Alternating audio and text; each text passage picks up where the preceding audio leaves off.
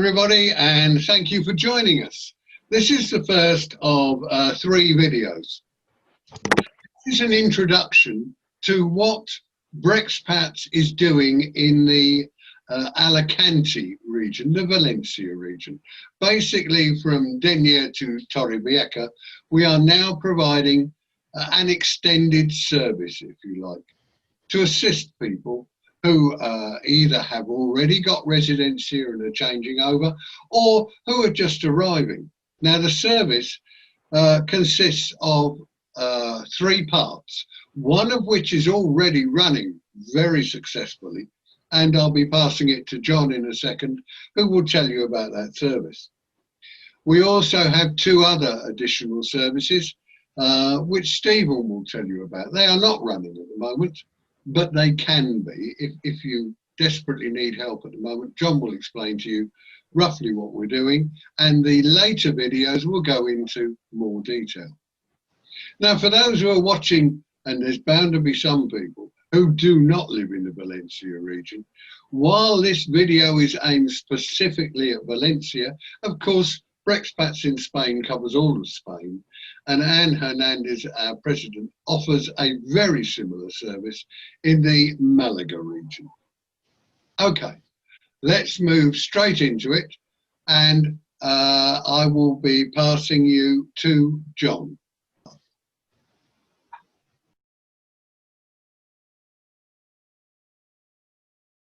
Good morning, Richard, and good morning to everyone on Brexpats Valencia region. It's a pleasure to be here this morning and to be working so closely with Brexpats and in particular Richard Hill. So thank you very much for giving us this opportunity this morning, Richard. From my point of view, our aim as Anglo-Hispano Translation and Services has always been to provide a reliable, affordable and professional help service to our expat and non-English speaking community. I've been working in this field of work for over 10 years now, and thanks to Brexpats, it has now expanded substantially. The services we can offer to everybody out there is anything from a NI number to your initial residencia application, known now as TIE, Tarjeta de Identidad de Extranjero, and anything there onwards, including driving licenses. Okay, John, that really is good. The question, of course, I'm sure that people are going to want to know the answer to is how exactly does it work and how much does it cost? That's a great question, and thanks for asking me that, Richard. So, for example, a initial TIE application, that is a from scratch application, the charges that we use are based on a low cost formula. And at the moment we are charging €75 plus VAT. Most of the work we do is not done in person to keep those costs down. It relies on people gathering their own documents, but we send very clear email instructions and also advise people by that method and by telephone. What we do initially is do a lot of fact finding with the particular client to make sure they're compliant for the Spanish processes and ensure that their application is going to be successful first time. Obviously, with working with the Spanish authorities, sometimes there are other things that are required later. But again, we don't abandon you at that point. We continue to find a resolution and work that through the Spanish systems. One other quick point that I would make, and I'm sure you'll agree with this, some situations, particularly where it involves tax and people have difficult issues, of course, we have another method. If it's really complex, we pass it through to our lawyer, Pelissa Herrada, who will then assist you in greater depth. Tax is an issue we avoid like the plague. Would you agree, John? Totally, 100% and completely. Once we get into the Spanish field of tax, it's an extremely complicated area that needs extremely skilled advice on that specific area. Equally, if we encounter anything during the process of a TIE application or at any point during any process, I would always refer any client onwards to Pelissa Heredia for that expert advice, because those matters are not covered by my expertise, and therefore it would require a referral. Okay, ladies and gentlemen, the situation now that we look at is what we're going to be doing in the future. We've covered exactly what is already operational, and I'm going to pass you over to my friend Stephen, who is running the two other sides of the operation. Stephen, over to you. Well, hello, good morning, everybody who's joining us, or afternoon, depending on what time you're watching this. Just to say that at the moment you might hear fireworks. It's because it's Valencia Day today here in Valencia, and it's quite a tradition to hear the fireworks. You might hear them, so I make apologies for that. Yeah, the Brexpats is obviously a group that started a few years ago, and it has quite a big outreach. We're all very aware of the issues that can be presented when you're in a foreign land, maybe not so foreign, but foreign enough to be able to find it quite difficult with communicating, doing things. Just basic simple things can become terribly difficult, and this is a kind of service that we would like to offer to make that a little bit easier. So one of the issues here is that if you don't know a language, you obviously need a translator, and a lot of people are using translators, and that's good to see. But sometimes I believe that it can be done in a more cost-effective way and in an equally effective method. So one of the things we want to propose to all the subscribers on Brexit what they would like out of a translation service. And this is the proposition I'm making. The proposition I'm making is we use the modern technologies that we all have, which, okay, for some people it might be a bit more difficult to use, but things like FaceTime can be used, Skype can be used, Zoom, etc., etc., all the video conferencing. Then you have, obviously, you've got text messaging that can be used as a method, not so good a method, but still it's there. And then, of course, you've got the traditional one, which is the telephone method.